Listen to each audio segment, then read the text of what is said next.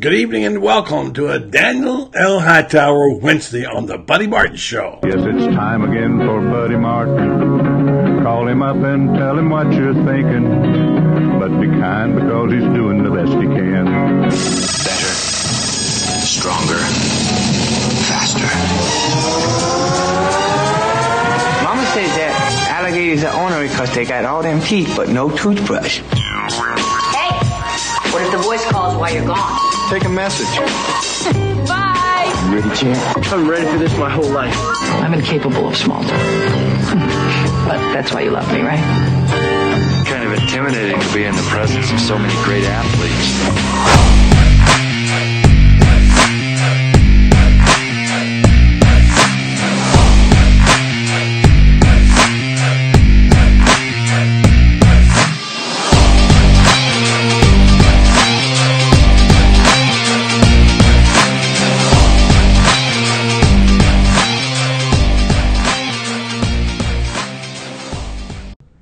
Good evening and welcome to a Daniel L. Hightower Wednesday. I am Buddy Martin, the host of this program, which airs 5 times a week, sometimes 6. You can hear it on TuneIn Radio. You can hear it on Facebook Live, which most of you here are doing tonight. You can also hear the podcast on iTunes or Stitcher and many other places. So tell your friends that we're here. We've been doing our post tease every day to let you know where we are. That feeds right into the program, but for some reason Facebook is not making the connection where you can go right on. So hopefully you're finding us. I see you're coming in tonight. Good evening to you, Donald. Roger Burns, all the way over from Ningbo, China. Roger finds us always really good to hear from you, Roger. Hope you're doing well over there. The Crown Prince himself is in Denver tonight. Brendan Martin will be out for a couple of weeks doing his day job. And we'll be talking to him a little bit later on. Good evening to Becky Smith Carlisle, cousin Robin Lineberger, the mayor of Newberry, Nat Blaylock, Philip Cooper. Good evening to you. Yes, and Jonathan Anderson. Nice to have you. If you folks check in on the program tonight. Tonight we got a special treat coming up in just a moment. We'll be talking to Edgar Thompson of the Orlando Sentinel, who always fills it up around here. He answers lots of questions. He has a lot of commentary. And then later, our good friend Tony Barnhart, Mr. College Football, will join the program. And we'll talk about a couple of things, including the obvious one. You see on the left-hand side of the screen, we got the logo up, the appropriate logo, Florida, Georgia. And we'll talk about that some as well. Tony has some interesting things to say about that and about the what they call the game, and also this is somewhere around his 35th. I don't think I could count all the games because I missed a bunch living in New York and in Colorado, but I'm somewhere probably close to 40. I don't think many people have gone over that in terms of covering him or being there. I'm debating whether I'll be there or not for the world's largest outdoor cocktail party. My buddy Chad and I are talking about it. Trying to say it's awfully tempting when you can sit in front of that giant screen with a cold one and you don't have to fight the traffic, pay the exorbitant prices. I even get a free seat. So, there's nothing like, I'm not complaining about the prices of that, obviously, but the traffic getting there, fighting the crowds, and it gets a little more difficult. So you have to stop and think, do I really want to do this when I could be checking in on the scores, watching other games at halftime, or do you want to go there for the game? It's awfully tempting to say, no, I think I'll stay with it. I haven't decided yet. We'll see. How about you? You be there? I want you to suspend your animation tonight and think about this for a second. And what if this was a magical year? What if this was a magical year? These even years tend to go well for the Florida Gators. Think about these. 1996, 2006, 2008. And there have been other ones. The 1969 team was good. 1966, Steve Spurrier's senior year. And by the way, that was the year Florida came cruising in with a legitimate chance to win the SEC. And the Georgia Bulldogs and Vince Dooley and that whole bunch, including Jake Scott, ruined the chances. I think that's one of the reasons Steve Spurrier was so determined to beat them as much as he could every time he could, because they denied him a chance to play for a title. So is this going to be a magical year? Mark Rideout says every 10 years. Yeah, maybe. But I don't know that that was true in the case of several years I can remember. But, every 10 years or less, there's a coaching change. So now it seems like things are going well, and there's the midseason awards are coming in, and Dan Mullen is up for one of them. We'll tell you about that as well. So why don't we go ahead and you guys tell your friends and neighbors that we're here. We didn't get the word out to everybody tonight like we hoped. If you would be so kind to text your friends, say, come on over. We're going to have our buddy Edgar on in just a moment. And we will go ahead and do our commercial messages. And we will come back. And when we come back, we'll hopefully have our friend Edgar on the line. Let's just start with this right here, since it's a Daniel L. Hightower Wednesday. No one ever plans a car accident. Having a plan after you've been in one, however, can make a world of difference.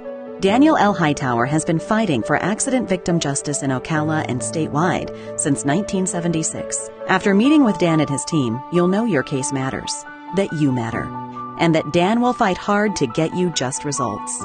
If you've been severely injured through no fault of your own by a careless or reckless driver, you need Daniel L. Hightower.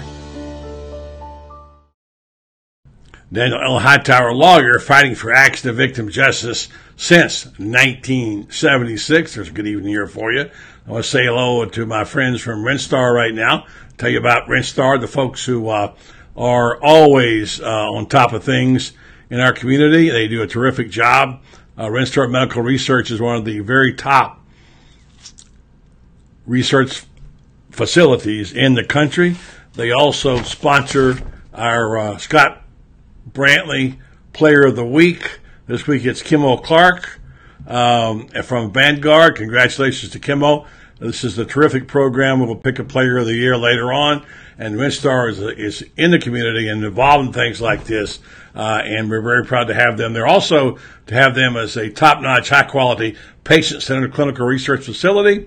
They bring cutting-edge technology to Ocala and the Ocala area for things like Alzheimer's, psoriasis, osteoarthritis, migraines, fibromyalgia, along with many other conditions that affect our community. So it's been around here a while, and since 1968, Renstar has had over 600, probably closer to 700 clinical trials, and that information and those studies go straight to the biomedical companies and pharmaceutical companies to be able to do a better job to treat us. If you want to know more about this and even participate in one of those trials, the number to call is 352-629-5800. Ask about participating in these trials. Also, if you want to know more about it, log on to their website, which is www.renstar.net, and find out why Renstar Medical Research, they say, seeking tomorrow's answers to the health questions of today. I'm sure Edgar has lots to say. He's been tweeting a bunch today. Let's check in with him and see what's going on with him as we prepare for the big game. It's going to be an off weekend. I'm kind of glad in a way to have the time and catch up. But I know by the kickoff time, I'll be ready for some more football. I believe we might have Edgar online now, and we'll see. Well, let's see. Where are you, Edgar? Are you there? Okay. No, Edgar's not answering yet. Okay. We'll try it again. The award that the midseason awards are coming in. I mentioned the other night that one of the things that we're seeing are these midseason awards, and one of them was Sports Illustrated's mid-year All-American team. Now that's a bit much. I was a little surprised to see that Brad Stewart was on that list. Not that he hasn't played well, especially with the interception. And you had other people that you might have thought would be on them, like Polite, et cetera, and even Donovan Steiner. But you can't make too much out of it because it's just a midseason award.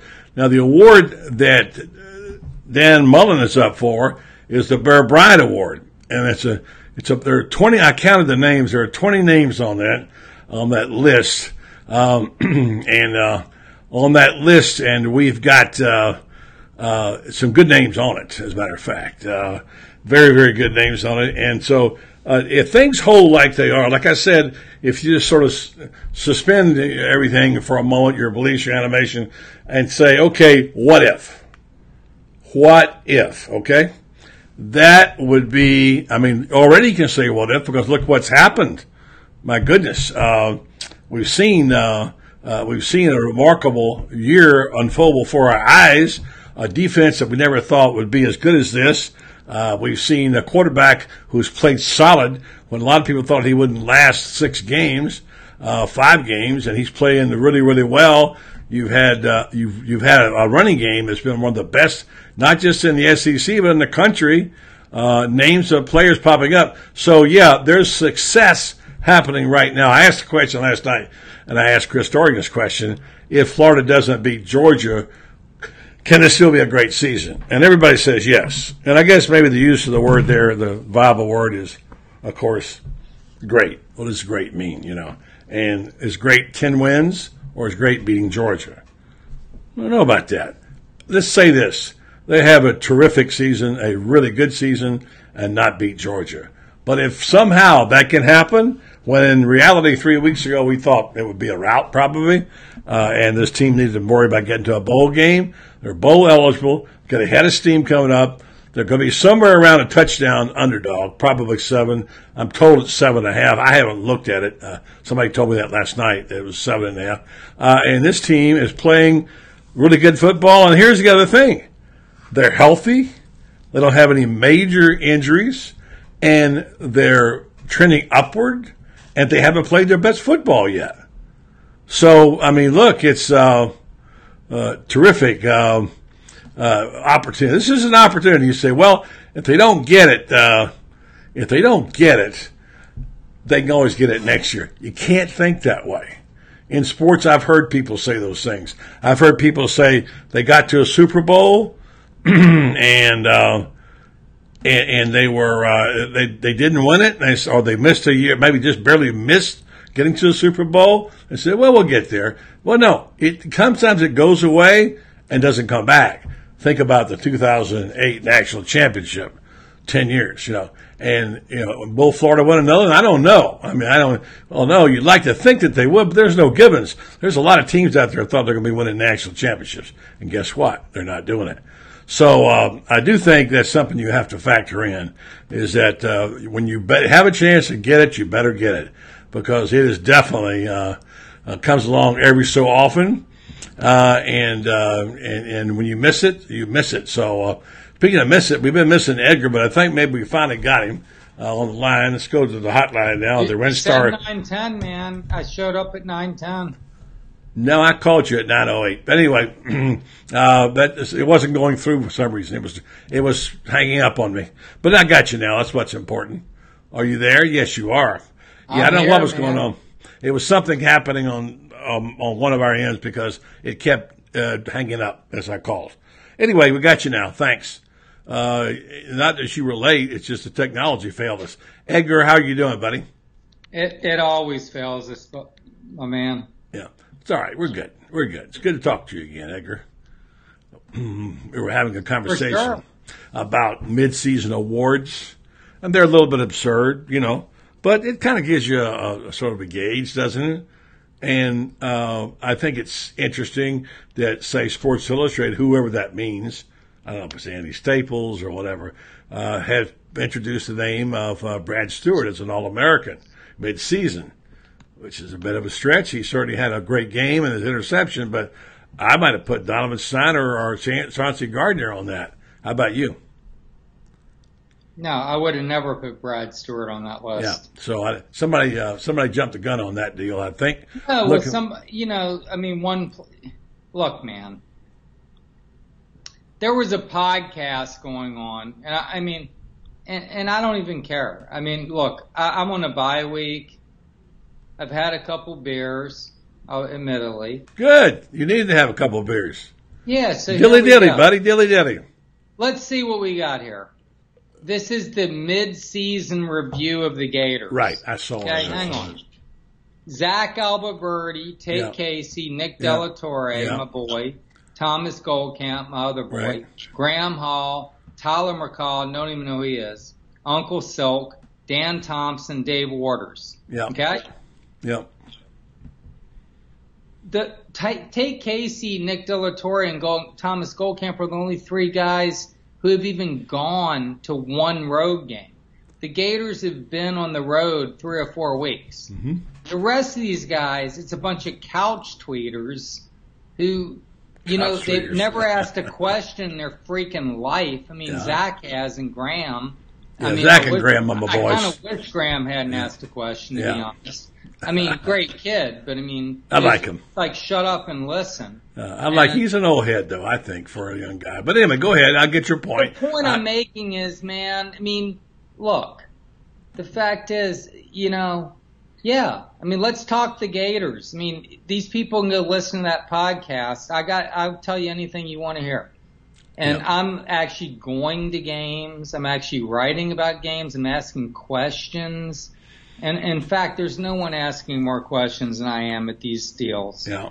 So you're ticked off about this. Not saying I'm like Gary Danielson breaking down the game. Yeah. But the fact is, just quit. Will people quit making comments, assumptions, this, that, and the other, who aren't even around the team? Well, I understand your point. And let me just inject this into here and tell you that I agree with you, but I'd like to hear all comments. And one thing on this show I try to do, and that's why I love having you on and try to give you as much time as I can, is because you do our boots on the ground work. You do the hard work. You get the information. You ask the questions. It's not hard work. No. It is hard work. Listen, don't tell me I've done it. It's pounding the beat, okay? Pounding the beat is not a glamorous job. It's waiting on athletes, press conferences, and getting your work done. And you do it. You are steady at it, my friend. And that's why I like having you on, because when I ask you a question, it's founded in research and fact and a little opinion, sure, of course. I just think, and here's what Roger Burns says all the way from Ningbo, China. He says, Edgar speaks directly. I like that, he says. So, I saw that list. It was pointed out to me by Chad and said there's a couple of names missing off there, and I knew who he was talking about, and you would be one, and there'll be others that are missing off there. But, hey, I'm not a beat guy. I don't even want to be on that. No, I don't either. I don't either. My whole point is show up and know what you're talking about. And I'm not saying those people can't watch and get more, buddy. Here, I'll get your listeners into what I deal with at a game. Okay. By the way, just you know, just to interrupt you, there are 48 or 49 people listening to you right now. Okay, here on this program, there'll be more than 50. Who is? There were 47 or 48 people listening to you live. Okay, plus another. By the time this podcast airs tomorrow, there will be 5,000 reaches, whatever that means, and close to 2,000 views. Okay, so some people are listening to what you're saying, Edgar. Well, I mean, I sound like a curmudgeon, and I'm you are. One. Yes, but the point is, it's show up, ask questions, make the effort. Yep. I'm sure you can get more from the sofa than I can, because I'll tell you, you want to know you want to know what it's like to cover a game anymore, because the deadlines and the expectations now to get something online immediately. I'm watching the Vanderbilt game. I don't know if your fans can see me, but I'm typing, looking up, typing, looking up, typing, looking up. I can't watch a bunch of pre-snap stuff. I'm not doing all that. I can't, because I have to file 832 words at the end of the game. Literally, the Vanderbilt game's ending at 3:00 in the afternoon, and I'm filing, 800 and whatever words, because that's the online product. And then you come back afterward and you update with quotes and maybe change around a few sentences, and that's it. And you move on. And you write 3 things we learned. You download videos. I'm not complaining. I'm just saying that's what it is now. So some people see more things than I do.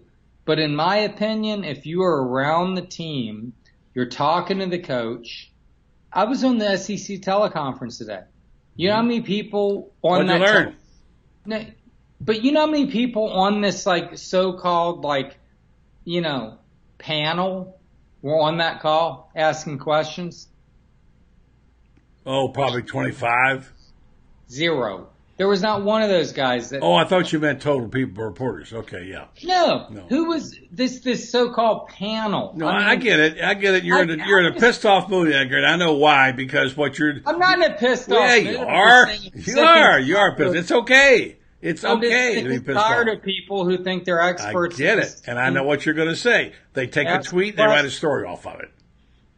I just want somebody to show up and ask a question. Well, I agree. I can't be at all of them. I do try to go to a few press conferences. Well, not you. But I'm just saying in general, I want to see, you know. What you're saying is be informed. Try to be informed, right? Exactly. And you can't read Twitter and be informed. You got to do more than that. Ask questions. I'm ready to inform. Yeah. Yeah. So, all right. So people got questions for you. You going to answer some? Yeah, give them to me. Well, let me give you a couple. Let's say, here's Kevin who says, I love to piss off Edgar. So there you go. Here, I got a Mick Ultra going here. Well, there you go, buddy. All right, here's one. Do you think the offensive line has gelled? That's from Cortland Fouché. I think it's improving. I don't know if it's totally gelled. I definitely think it's coming along, and we're going to find out against Georgia.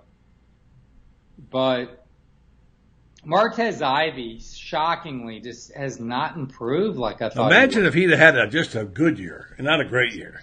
No, I mean he just hasn't improved like I thought he would. He's got worse, I mean, in my opinion. A lot of people think he's a guard.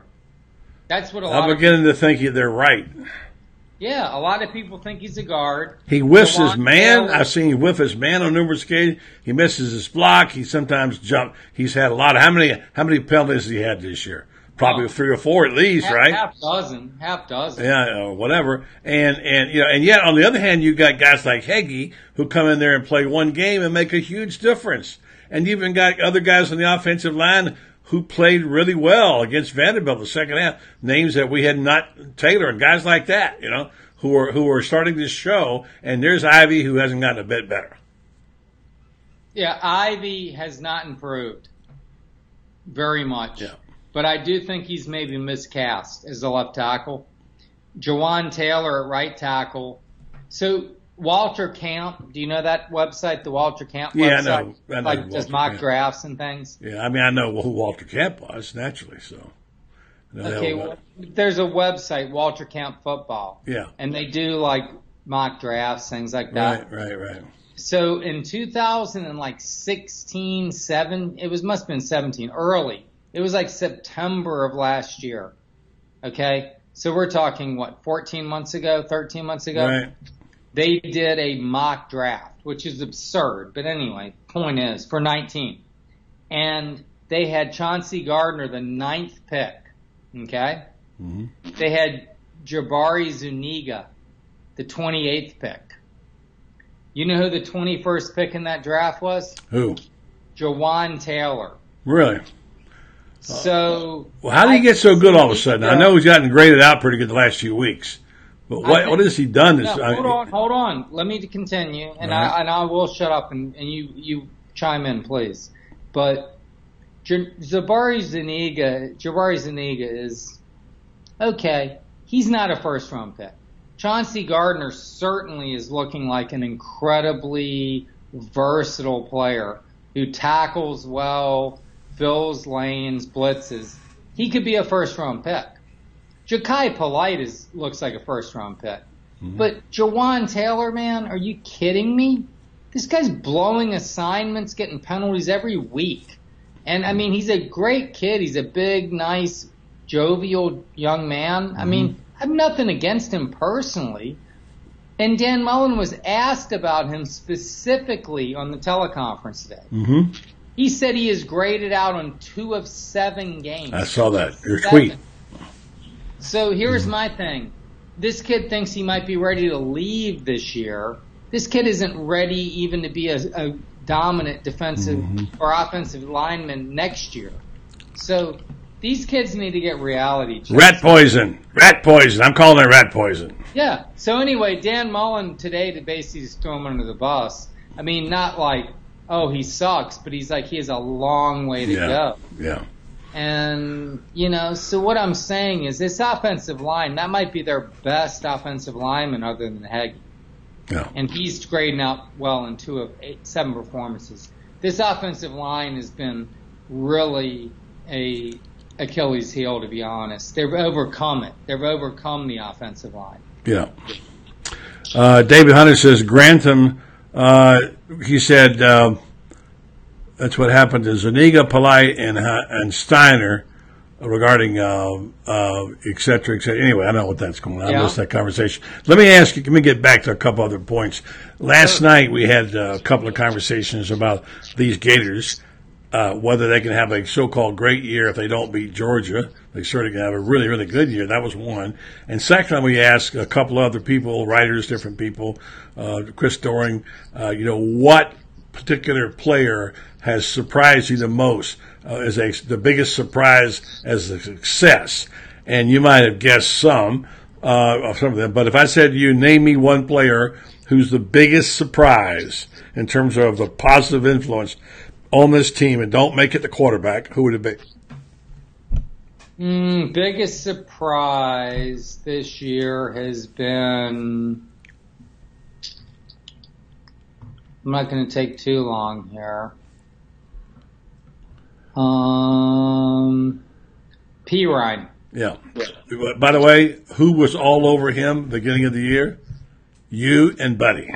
We were all over P. Ryan. We agreed. I like P. Ryan a lot. Yeah. But he surprised everyone else in terms of, someone who surprised me. Because I thought P. Ryan was better than Scarlett three years ago. I mean, Thomas Goldkamp, I argued about him all the time.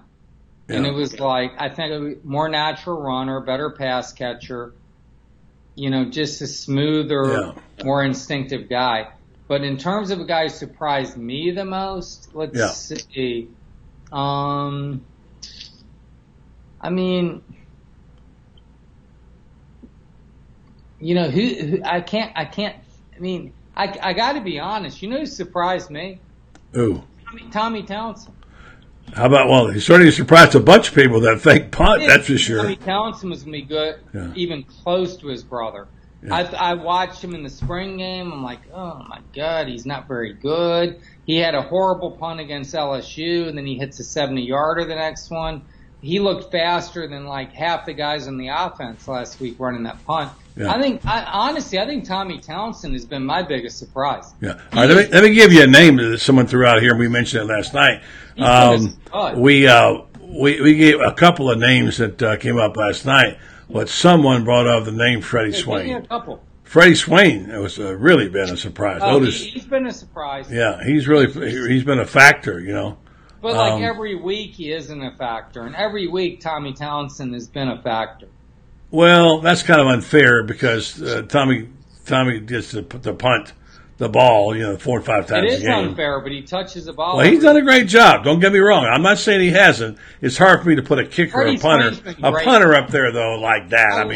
I love Freddie Swain. I think he's been terrific. Yeah. He had a great punt return the other day. He's been awesome. Yeah. I'd put there. That's fine. I'll take Freddie Swain. I love Freddie Swain. Yeah. I'm not running him down at all. He's awesome. Yeah. Yeah. He's been great. Okay, so Lynn says, ask Grumpy Edgar his thoughts how Buchanan has held up at center. Well, I tell you, I wish. What was the name? Lynn. That was one of our top guys. Is that a Lynn? Lynn Tyndall. Ask about how. Lynn Tyndall. I like Lynn. Yeah, he's good, man. Good football man. Buchanan, how's he held up? I mean, Lynn probably knows better than I, because I'll tell you, as I said before, I'm filing like a lot at the end. So to watch the nuances of blocking or pre-snap, I'm just watching plays. You're a grinder, man. That's what it is. I know what it's like to grind. I see you. I know what you're doing. Grinding and writing and looking up and catching stuff. But every now and then you pull your head up and you stop and think about something. No, I do. I don't think. And I like it better when you do that. I mean, sometimes one thing about this show, it gives you an opportunity to pull back and say, now, let's talk about these three running backs. Who's the best or whatever. Nick Buchanan has not been the weak link. I'll say that. And it's amazing to me that this kid was never even getting on. I mean, he played and I wish I actually had the media guy here. Let's look. He had 3 appearances his whole career. Yeah. How does the guy get to be a redshirt junior? I mean, this is a great example of Dan Mullen development. That was the other point that we talked about. The things which one of the biggest things is it that Mullen has done the best? Is it his play calling, his player development, or his coaching of the quarterback? Which one is the best thing he's done? Okay, Nick Buchanan appeared last year in the UAB game. 2 years ago, he played in 2 games. He's played 3 freaking games his entire career at UF. Mm-hmm. Nick Buchanan. Okay, had played 3 games, appearances. These weren't even starts.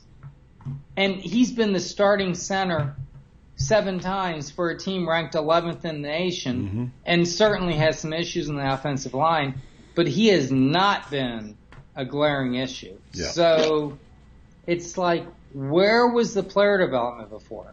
I mean, Morrill Stevens. We talked about Morrill Stevens last podcast.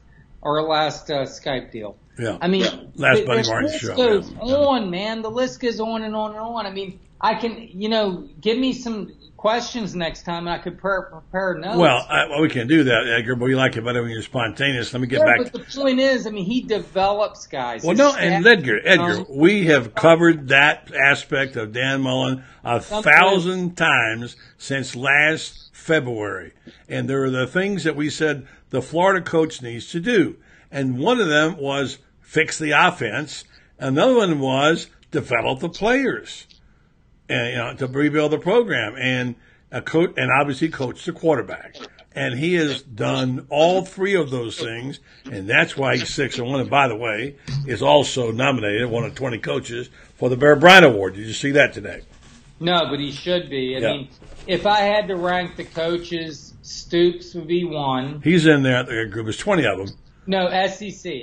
Well, okay. Well, he's on the list of the Bear Bryant Award. All right. SEC Coach of the Year right now is Mark Stoops. Yeah.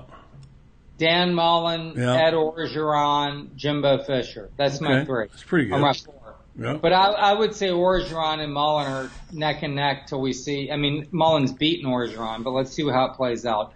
But those are the 4 guys who have really coached. I mean, look, Saban's always the coach of the year. I mean, no, he's not always. Yeah, well, it's like Phil Jackson won NBA coach of the year 1 time. Yeah. I mean, the guy won 11 titles or whatever it was. But look, here's my thing with Dan Mullen: is he's out schemed 2 teams, Mississippi State and LSU, who should have beaten them. He out schemed Mississippi State. Mississippi State has given up 12 points. 13 points a game, and Mullen scored 13, which was enough. And then LSU, I mean, Gary Danielson, I wrote a story last week on Mullen's play calling. He was just raving about that, option play, how he just figured out that they were playing, they were, shading over to the one side, and he went the other way, the short side. But it wasn't just an option play. You played football. I was an option quarterback, by the way, just so you know. And it was more than an option play. It was like a fake option and then an option. Had a wrinkle to it, And if the DB or linebacker or defensive lineman bit on the fake, they had him on the pitch. That gave the running back a step. So that was a little different wrinkle than just an option play. So Danielson's point was, okay, cool. So I like that. So Danielson's point was once that had effectiveness, then Aranda was always a step behind the rest of the game. Mm-hmm. I mean, Dan Mullen has shown some brilliance as a coach this year. I mean, he really has. Yes, he has. It has been. Play calling's been great. After the Kentucky game, I was on your deal there. I mean, what do we call this? A Skype show, a podcast? What do you call this? This is actually a Facebook Live show. Okay, it's a Facebook Live show. Facebook Live. It's the trend a lot of people are doing now instead of radio. Good. Mm-hmm. This is good. But the point is, I thought, God, this team is like, are they even going to make a bowl? I mean, what the heck? Well, Kentucky's turned out to be good. We've talked about this a number of times. But my Lord, they are going to play their fourth or third-ranked team in 4 games coming up. And I seriously give them a very good chance to beat Georgia. And if the Gators do that, Georgia can go to Kentucky and beat them, and then suddenly the Gators are going to Atlanta if they take care of business. I mean, it's not a given. I mean, South Carolina's no gimme. Missouri's no gimme. But look, if they beat Georgia and the crowd at the Swamp November 3rd against Missouri is going to be suffocating. Yeah. And then it's going to be even bigger for Boom. I mean, right when Boom comes back to town, they are going to absolutely be going nuts. Well, and Edgar. Then you got Florida State, which has a lot of talent still, but is being so poorly coached apparently. Right. I mean, this team could win for 11. I get it. You didn't hear the opening of the show when I said let your belief system be suspended just for a minute here, okay, and think about this. Let's dream a little bit. And by the way, we said this last spring, and some people thought we were pumping sunshine. And we said, no, I thought we were pumping sunshine because I didn't know anything, but Dan Mullen has proven to be. And I didn't say I knew anything. It was just a feeling that we had on this show that this is going to be a pretty good. Now, granted, when they lost to Kentucky, we revised our GPS a little bit. But here's what I want to say about that: is that let yourself go for a second and say, "Hey, what if? What if? All right? What if Florida beats Georgia? What if Florida, runs the table? All right?" And you say, don't be ridiculous, buddy. That could never happen. Well, 6-1 could never happen either. So if you just say, when do you have a leap of faith and say, yeah, this team is good enough to do this, they could win out. Now, I'm not saying they will, no. But allow yourself to think about that for a second. Talk about a remarkable turnaround. That would be incredible. I mean, look, buddy. I have been a skeptic from day one. Not about Dan Mullen, but about this team. I didn't think that Felipe Franks, and I still question Felipe Franks long term. I do. I like him. How long is the term going to be, by the way? Because it's 7 games. No, long term, like, a year mean 2 years? Now. He's a redshirt sophomore. He's got 2 years. I know, but I mean, long term. I mean, look, the kid's played 7 games. And they're 6-1, so I think he's got a little bit of a notch on his barrel right now. He has had some success. I get what you're saying. You're not willing, like a lot of people, to buy in on Felipe Franks. I haven't bought in totally on Franks. No, a lot of people haven't. You know what? No, and what's going to happen? They'll tell you what's going to happen. He's going to lose one somewhere, and they'll say, "See, I told you so." No. I told you he wasn't a guy. Yeah, they will, Edgar. You know that's true. But no. That isn't why I'm saying. I'm not saying you. I said most people would say that. Well, see, I told you that, right? Can I just break down my skepticism on Franks, please? Just quickly. I'll do it fast. Go ahead. Okay. So, LSU interception in the end zone where there was no his worst mistake. That was his worst mistake. No one in the end zone. Yep, I know.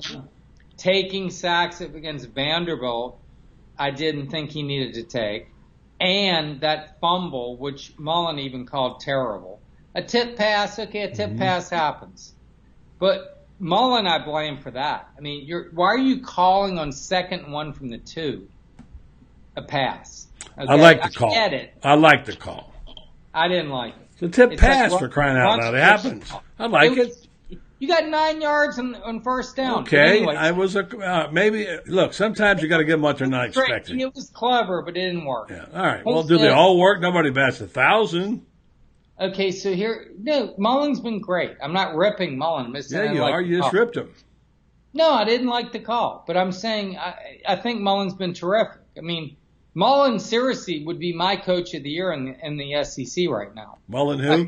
Ahead of Stoops even. Okay. Because I think that Mullen inherited a 4-7 team that no one thought had a quarterback, had a offensive line, had a mediocre defense with 3 returning starters. Yeah. Didn't have a kicker, lost the punter. You lost a 3rd-team All-American kicker and 2nd-team All-American punter.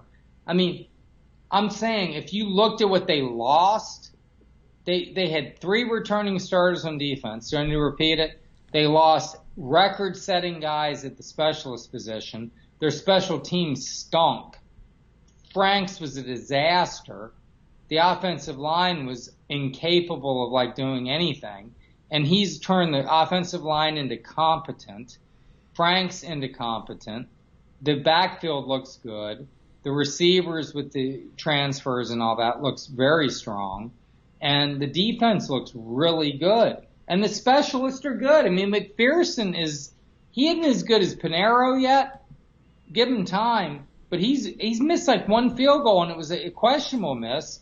And Thompson isn't his brother, but he's good.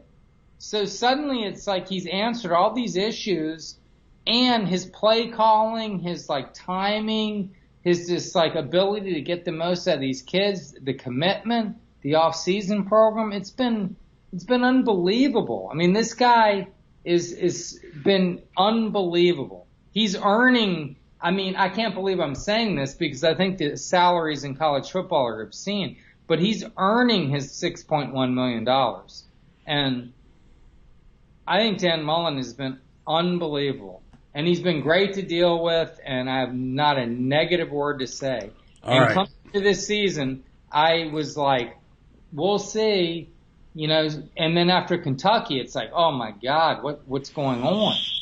Yeah, we've been following your comments. I know, but you come around to thinking it. And I'm going to read these quotes, and I got to go because I got 2 people standing by waiting.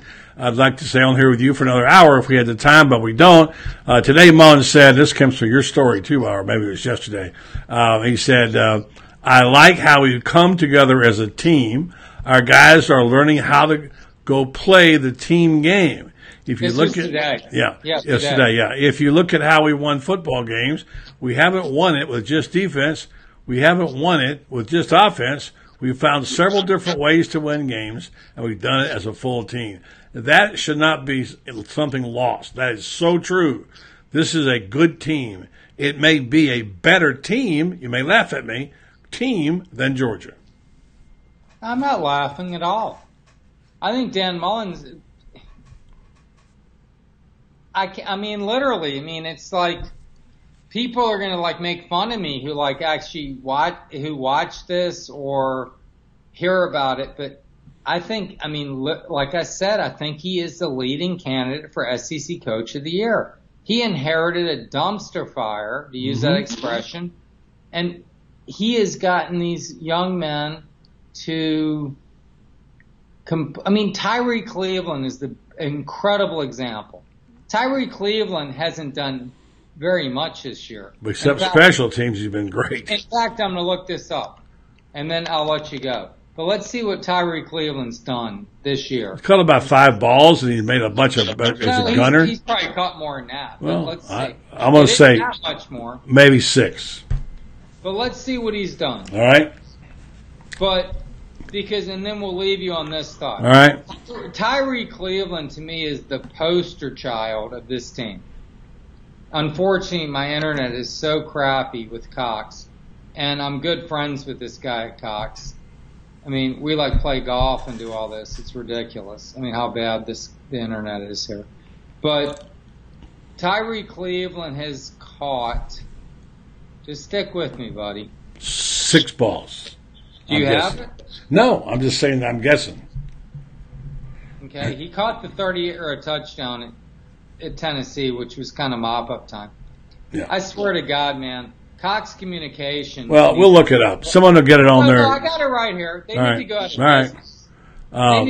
They need to go out of business. His job as a special teams player he's been invaluable. He's got great speed. That's what I'm pointing out. Yeah. I mean, you're like jumping. I'm sorry. It's 11 catches, 120. He's got 11. I stood wrong. I didn't think he had 11 catches. 2 scores. Okay. This kid is the best special teams player on Florida. He's going to play on Sunday, too, by the way. The best. He has recovered a punt in the end zone. He stopped the guy at the 5 in LSU game that led to a score. Yeah. He has been, that's buy-in, man. That's like, look, man, you don't want to be part of a team or you want to be yourself. You want to go to the NFL, Tyree, and just be selfish, or do you want to be part of a team? Because if you're part of a team that wins, you get to the NFL, and then it's up to you from that point. And he's part of a team that's winning, and I mean, Tyree Cleveland will probably go to the NFL. And I think that he is really the epitome of what Dan Mullen's done for this team. Edgar, I love you. You've been great. I've got to go, but thank you so much. Great stuff, man. Have a good off week, and I'll talk to you hopefully same time next week. It'd be great. We'll do it. Edgar Thompson from the Orlando Sentinel. You can read him on Twitter. Appreciate you, buddy. Thank you. See you, man. All right. Yeah, I like Edgar. Edgar brings it. And no, he's that way all the time, whether he's drinking beer or not.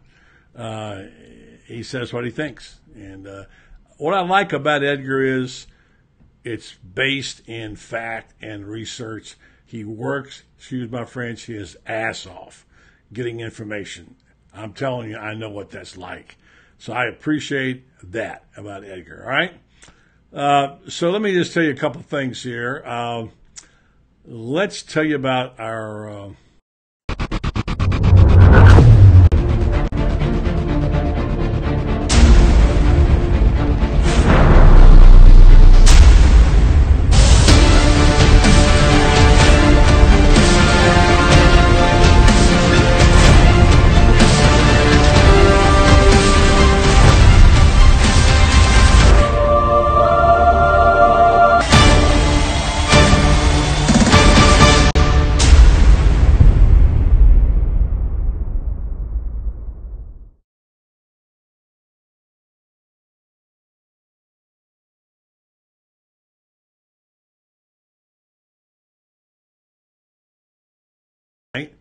which is the first time I had it on. This is just a Circle GNK shirt, and I've got more in the back. And if you want to get one, well, go to allflowersportswear.com and check it out. There's a variety. There's some elite shirts in there now. If you're an elite member, you can get those. I wore one of those last night, so check them out. Tony's doing a great job for us here for Gator Nation Kingdom. All Flower Sportswear to get your hot new T-shirt. It's terrific. I love the fabric on it. All right, and also I want to tell you about Mark's Prime. I like talking about Mark's Prime. I like looking at this picture of Mark's Prime, don't you? Mark's Prime, of course, is one of my favorite restaurants in the universe. Steakhouse and seafood located in Ocala and Gainesville. There are 2 locations to serve you. Gainesville, you can call for reservations. By the way, I'll be there Friday night. In Ocala, 352-336-0077 is the number for Gainesville. In Ocala, 352-402-0097. Go find out what people talk about the unique dining experience they have there. Their fresh seafood, their premium wines, their naturally fresh vegetables, terrific beef, and just one of the best places you'll ever go. Check it out. Mark's Prime Steakhouse.com. They'll give you a unique dining experience. All right, and so we will also remind you folks that we do this thing called the Quarterback Club. We want to tell you about that. We'll tell you about it later, but we'll have Tony Barnhart there on the 7th of November, and Tony will be joining us to speak to our club. Well, there are still some memberships open at the Ocala Quarterback Club. Check them out, and we meet every Wednesday night at the Elks Lodge in Ocala. If you want more information about it, you can contact me, PM me. You can come as a guest if you know somebody. In fact, if you want to go, I could probably arrange that. And all you do is pay for your food. And by the way, I think it's steak night. Those delicious steaks that they make there at the Elks Club, Ocala Quarterback Club is a special place to be if you like to talk football and you like to celebrate football, and we appreciate the support of our club from people like Frank Cannon, a bull Gator who's been supporting our club and marketing program, from Ocala Orthopedic, and Danny Williams is one of our club champions as well. So you want to check that out too. So anyway, that's the deal. All right, we talked earlier to Tony Barnhart this morning this afternoon actually, about this Florida-Georgia series. Out to the hotline to talk to our good friend and the scribe who covers Florida-Georgia every year. It used to be an old slogan at the Journal-Constitution, covers Dixie like to do. Back when I worked there, when Tony worked there, they changed that. But Tony covers Florida-Georgia like to do. And he's back again this year. I'm going to take a guess here and say this is probably, I don't know, like number 35 or 38. How many years have you covered this game? Yeah, it's in that ballpark, buddy. I have not missed. The only ones I've missed since 1984, when I came to Atlanta, back to Atlanta in '84 as a beat guy. I've been to every one except for, I think I missed 3 because I was working for CBS, and CBS wanted me in studio when Georgia was playing Florida. And so I think I've been to every one since 1984 except for 3. Yeah. Well, they kind of get fuzzy. I mean, we could go back. I would hate to count the number I've covered, but somewhere close to the 40s, 45 or so.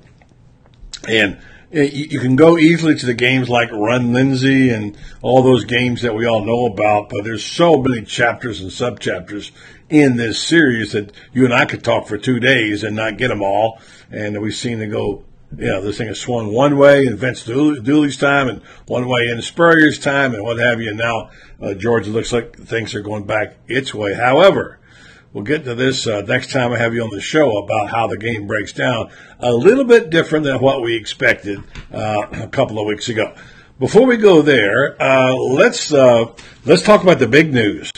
2 big stories. Number one, the varsity's being torn down. That famous restaurant, huh?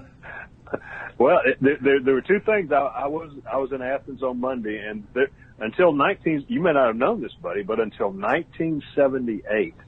There were 2 varsities in Athens. There was one in the downtown area near the Arch at the gateway to the University of Georgia, and there was another. The big one was out on Millage Avenue. Well, the one downtown went away in 1978, and now the one on Millage Avenue is going to be torn down. I had lunch with some people, and the guy who owns all that property is selling it. And he's going to cash in, and so the varsity's got to find a new home. What about the one in Atlanta? The one in Atlanta's been there forever. Wow. I vividly remember going to the Georgia Tech games. I grew up about an hour from Atlanta. We would go to the games in Athens, of course, but then we'd also go to games at Georgia Tech. And it was a big deal to go to games at Georgia Tech and get to go to the varsity before the game. That was awesome. I was an intern at the Journal-Constitution when I went there the first time, and I walked through that. I told the story 1,000 times. I'm sorry if I've told you, but I remember vividly the first time I went in there, and I got 2 hot dogs to go and a Coke. And I walked up to the line, and I said, I like 2 hot dogs and a Coke. And he said, pair of dogs walking, squirt one. Walking. That's right. and if you had asked for coleslaw or something like that, or they said, well, 2 dogs walking through the garden. There you go. There you go. What you have. There you go.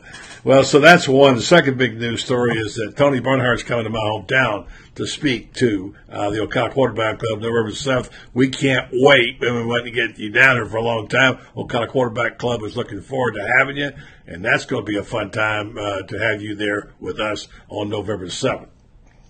And my goodness, what will the landscape look like then? We will be. Let's see.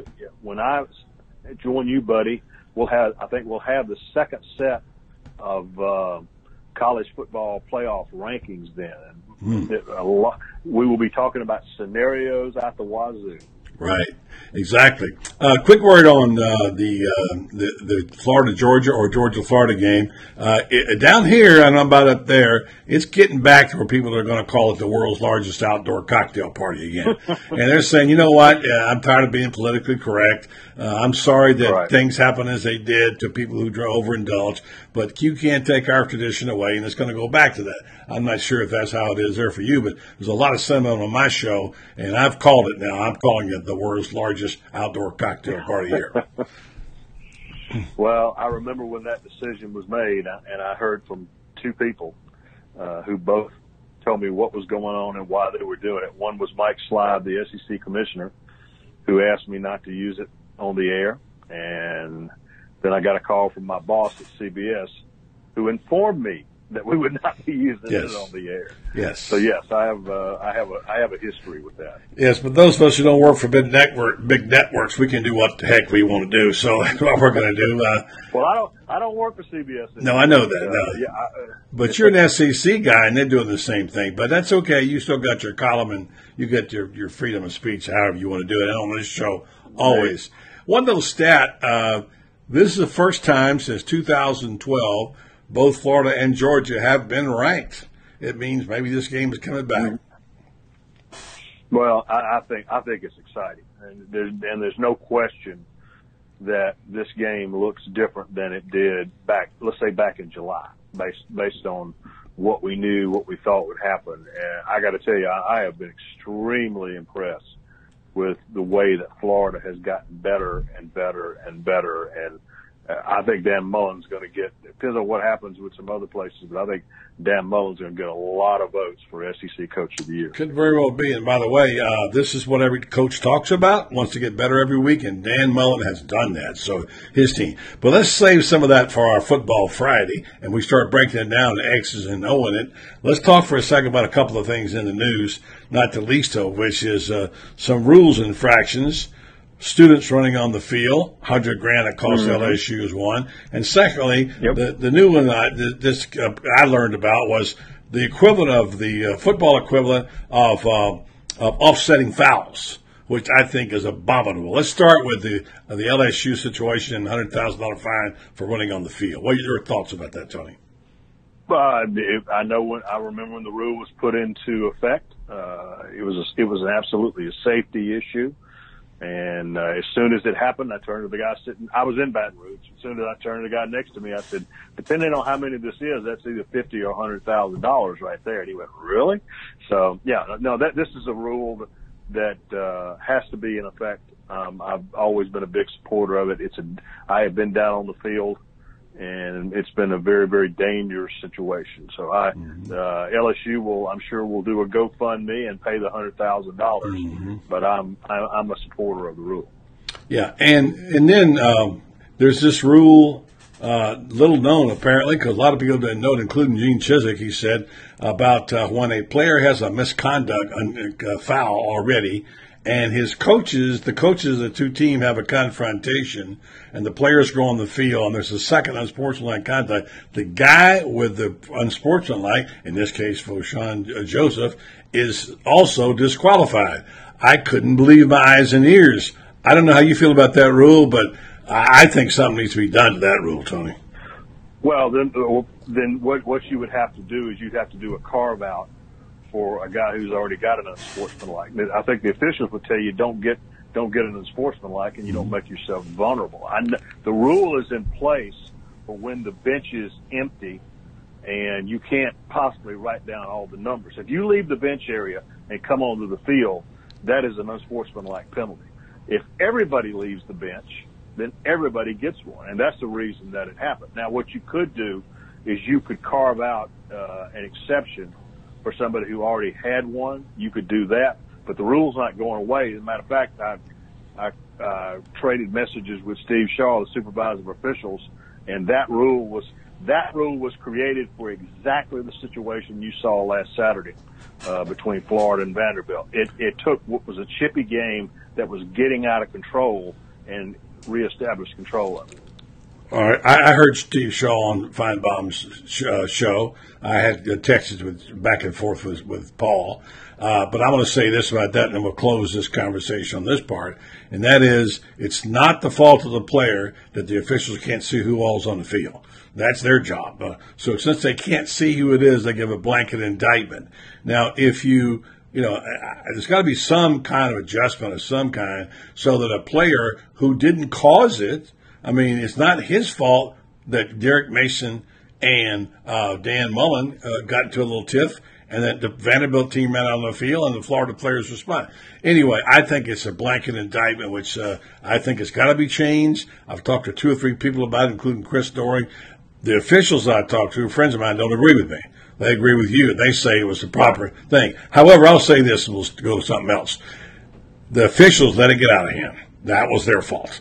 And at that point in time, they had already lost control. And I know Steve Shaw wants to pat himself on the back and say, well, we did a good job getting it. Well, Steve, you didn't call a very good game. To be honest with you, there's some questionable calls in there. I get it that holding can be called any time. And also, I think they'd already lost control of the game when it happened. But nonetheless, I don't like to talk about officials. I want to talk about football games and situations.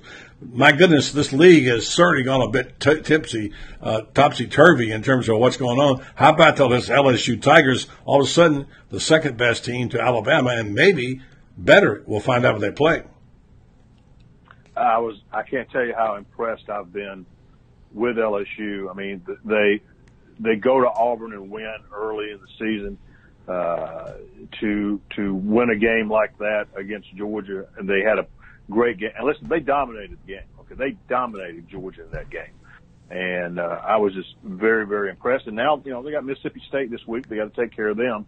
But then Alabama comes in for a primetime game, and that is going to be fun to watch. It is. Tony Barnhart, Mr. College Football. Appreciate it, Tony.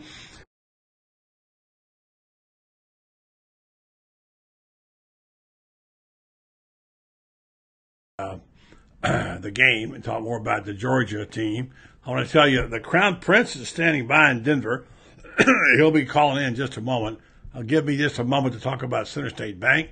Remind you folks that this is where I bank. This is my bank over on Silver Springs Boulevard. And they do 2 things really well. Actually, they're in the banking business for a reason because they're very good at it. And they also are very big on community service. You heard me talk about their core values many times, Center State Bank. They have 82 locations in 30 Florida counties, and they talk about their core values being locally market-driven, a long-term horizon on their finances, world-class service, relationship banking, and they're big on faith and family. I encourage you, if you have an event coming up and you got some time to plan it in 2019, go and talk to them about their second floor room. It's an art gallery. It's a beautiful office. You can use that facility for special occasions, and they won't charge you, just a cleanup fee. And that's one of the things they've done a great job on in terms of the community. So check them out. Go online, CenterStateBank.com, and check out the one closest to you. This is the one closest to me in Ocala. You can call them here at 352-368-6800 or go online at CenterStateBank.com. Center State Bank, centered on community and customer service. Okay,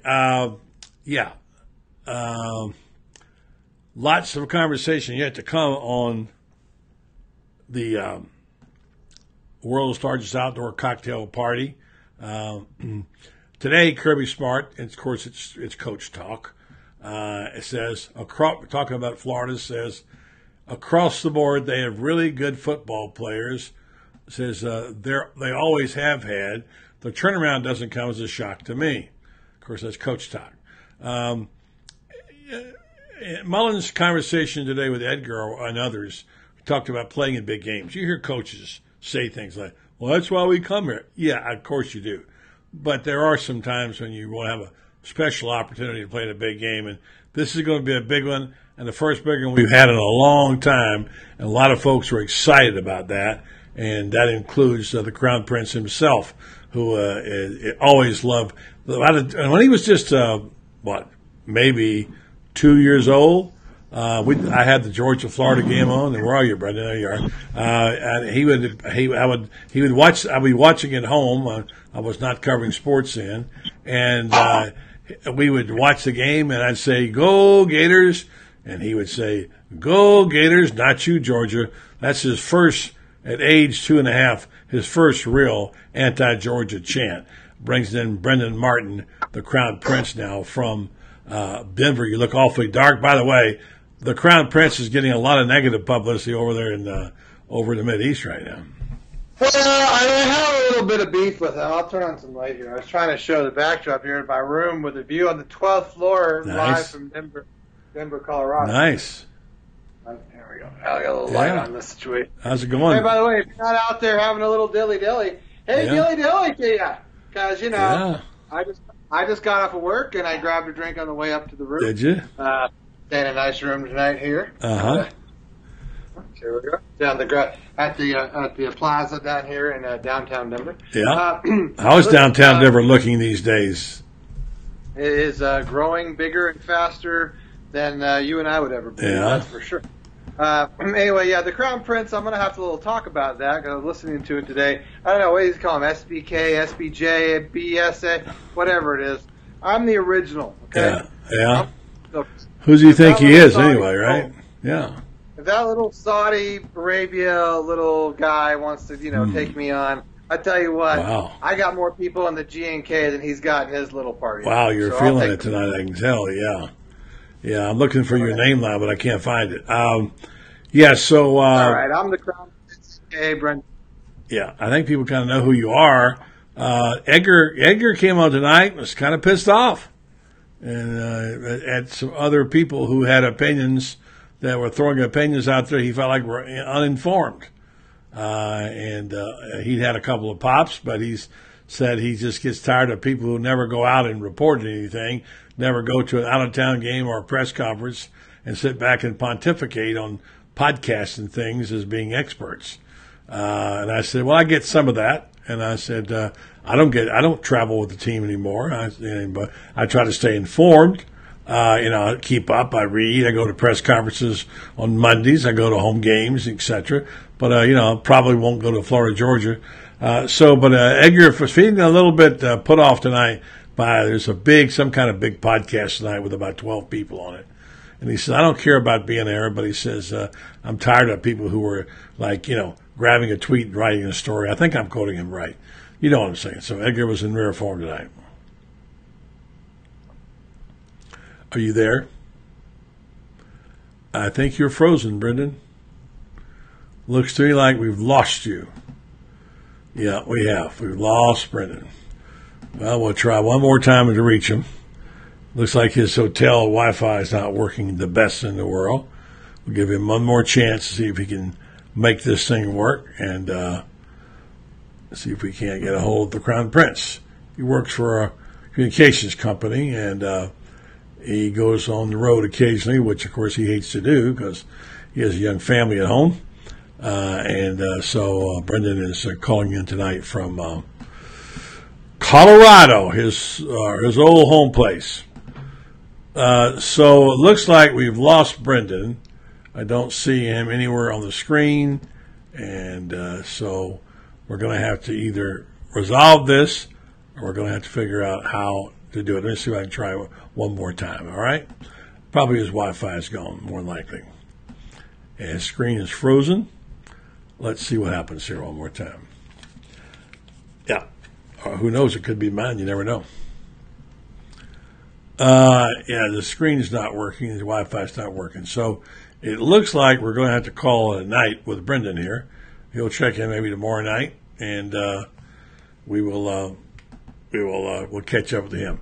I'll see you on the morrow. We got some good guests tomorrow night. Zach Albovardi will be on. We're also going to have Mick Huber on Friday, Football Friday. Got some other special guests we'll have to be bringing on as well. So check back with us in. Sorry we couldn't hear the Crown Prince, but sometimes this technology does that kind of thing, doesn't it? It's crazy. Good show tonight, and enjoyed it. Edgar's my man. You might sometimes think he's a little crazy, but I like that about him. I think he's a little bit different, and a guy that he brings it when he comes on. works hard, and I'm glad to have all my guests. I think I got some great guests. I'll say good night, folks. Have a good night.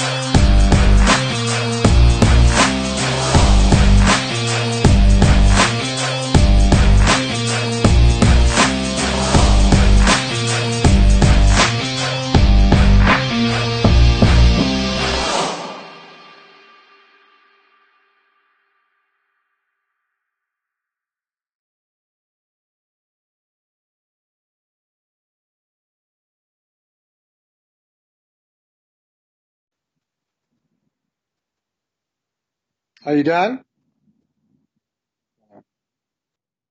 Yeah, bad internet.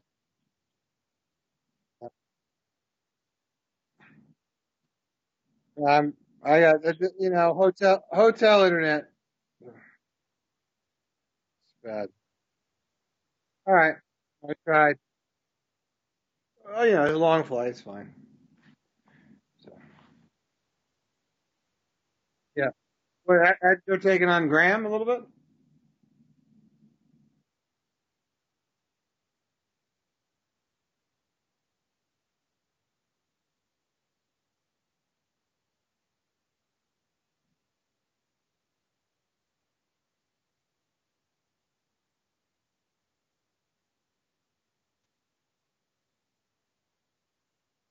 No, that's good for the show.